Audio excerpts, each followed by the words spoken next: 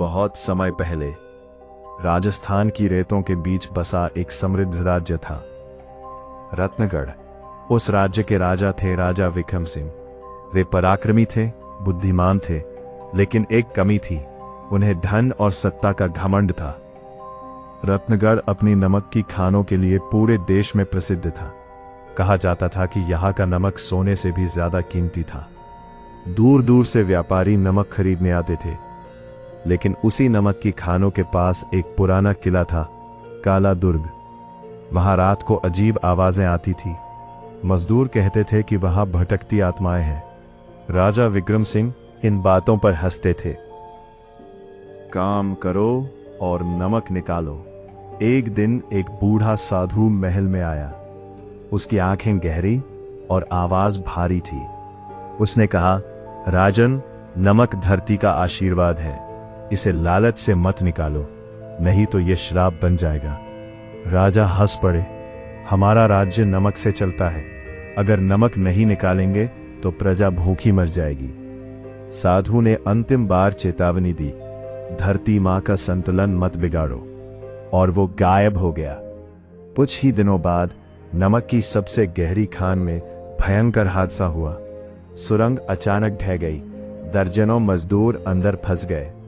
उनकी चीखें कई दिनों तक गूंजती रही, लेकिन किसी को बचाया नहीं जा सका। उस रात से काला दुर्ग में रोने की आवाजें आने लगी। नमक की बोरियों से खून टपकने लगा। राजा ने इसे अफवाह कहकर दबा दिया। एक रात राजा खुद काला दुर्ग देखने गए।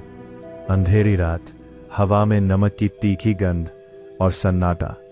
जैसे ही राजा अंदर गए, उन्हें दीवारों पर सफेद साए चलते दिखे। अचानक एक आवाज गूंजी, राजा, हमारा नमक लौटा दो। राजा का गला सूख गया। कौन है? सामने आओ। तभी नमक की ढेर से कई कंकाल निकले। उनकी आंखों की जगह खाली गड्ढे थे और शरीर पर नमक चिपका हुआ था। वे मजदूरों की आत्माएं थीं। तुमने हमें लालच में मरने दिया, हमारी आत्माएं नमक में कैद हैं। उस रात के बाद महल में अजीब घटनाएं होने लगीं। खाने की हर चीज नमकीन हो जाती, पानी भी नमक जैसा खारा लगता। राजा के हाथों में फफोले पड़ गए। वैद्य ने कहा, यह कोई साधारण बीमारी नहीं। रानी ने कहा, राजन, शायद ये वही श्राप है। राजा ने पुराने ग्रंथ मंगवाए। उनमें लिखा था, नमक वफादारी और संतुलन का प्रतीक है। जो राजा अपने लोगों के पसीने का नमक भूल जाए, उसका राज्य श्रापित हो जाता है। राजा को अपनी गलती समझ आने लगी। उन्होंने लालच में खानों को जरूरत से ज्यादा खुदवाया। मजदूरों की सुरक्षा की परवाह नहीं की। राजा ने अगली सुबह घोषणा की, नमक की खानों को बंद किया जाएगा। मजदूरों के परिवारों को जीवन भर सहायता दी जाएगी। काला दुर्ग में एक स्मारक बनेगा। उस रात राजा फिर अकेले काला दुर्ग गए। नमक की ढेर पर सिर झुकाकर कहा, मुझे क्षमा कर दो, मैं तुम्हारा अपराधी हूं।